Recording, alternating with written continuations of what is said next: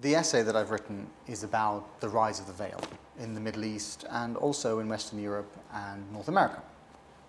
And it takes as its starting point a book by the Harvard academic Layla Ahmed called A Quiet Revolution. And in the book, she traces the last half century in the Middle East and in the West, explaining how the veil at one point in the 1940s and 1950s almost disappeared from the Arab world, almost disappeared from the Arab republics. And yet, starting from the 70s onwards, an extraordinary resurgence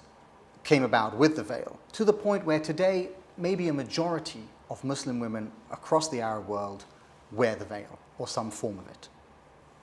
What I say in the essay is that this extraordinary comeback for this piece of cloth has complicated roots, very complex roots actually, complex philosophically, complex politically, and complex personally for those women involved in choosing to wear the veil.